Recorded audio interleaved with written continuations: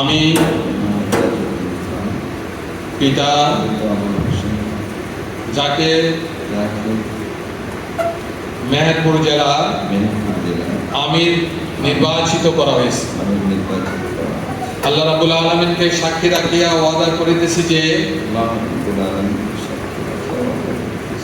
আমি আল্লাহ তাআলা ও তাঁর রাসূল সাল্লাল্লাহু আলাইহি ওয়াসাল্লামের আদেশ পালন ও আনুগত্যকে সব কিছুর উপর অগ্রাধিকার দেব ও সর্বাধিক গুরুত্বপূর্ণ মনে করিব। বাংলাদেশ জামাত ইসলামের উদ্দেশ্য লক্ষ্য হাসিলের জন্য জান প্রাণ দিয়ে কাজ করাকে আমার প্রধানতম কর্তব্য বলে মনে করিব। নিজস্ব ব্যক্তিত্ব ও ব্যক্তিগত স্বার্থ সুবিধা অপেক্ষা জামাতের স্বার্থ উহার দায়িত্ব সমূহকে অগ্রাধিকার দান করিব। জামাতের সদস্যগণের মধ্যেই সর্বদাই নিরপেক্ষতা,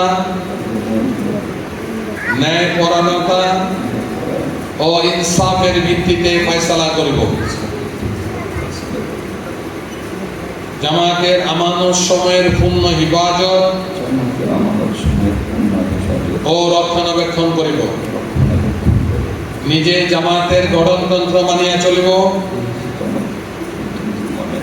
এবং তদ অনুযায়ী জামাতের সংগঠন ও শৃঙ্খলা কায়েম করিবার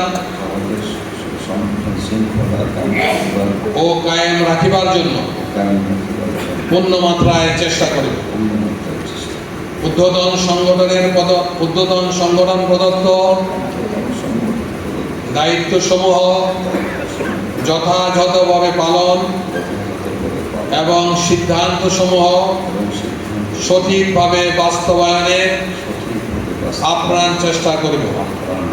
আল্লাহ তাআলা আমাকে এই ওয়াদা পালনের তৌফিক দান করুন। আমিন।